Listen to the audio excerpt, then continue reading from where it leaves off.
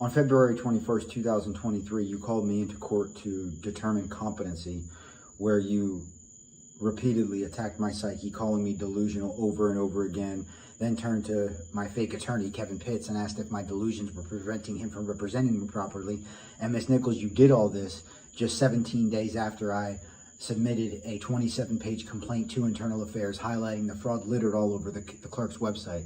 What you did, Judge Nichols, is unethical, immoral, and highly illegal, and shows that you were not impartial in this case. And at the very least, you should be your position. You should be terminated and probably face legal action. So here's what my concern was. And Mr. Macker, I want to be real honest with you because I had ordered an evaluation, and I want to thank you. You're very cooperative with Dr. Davis. And so on cases, the cases that I find are oftentimes the most difficult cases is when I have, and you can disagree with me. I want you to understand that I won't be mad at you if you disagree with me.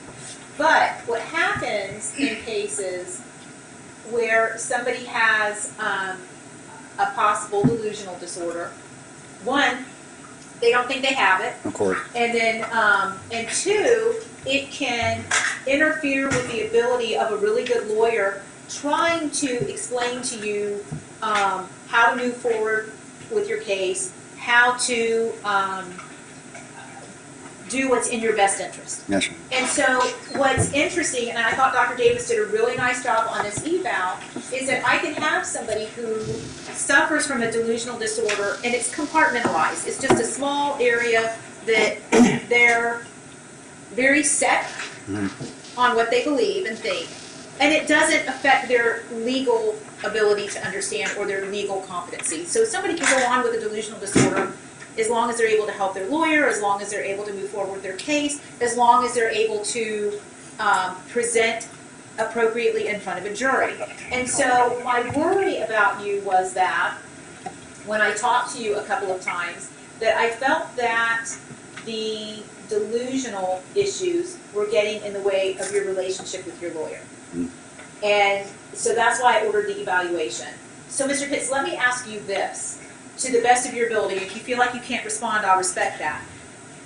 Are you able to work with Mr. Macker in a meaningful way, or are the issues that I have impairing your ability to appropriately represent him?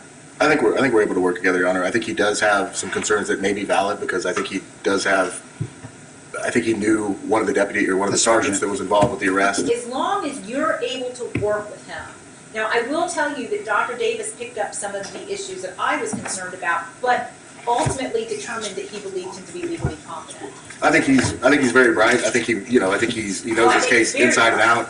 I think he has been through a lot of trauma, so he is going to start therapy. I have therapy already scheduled for March 1st. And I think that would be good because I think he had an ex-wife that passed away. He had a fiance that passed away, and he's had some friend that passed. I mean, he's had a lot of loss. So let me ask you this, Mr. Pitts. As long as he's getting some treatment and you feel that you're able to move forward and work with him in a meaningful fashion, then I feel comfortable, based upon Dr. Davis's report, making some findings on the record that he is legally competent at this point in time to proceed.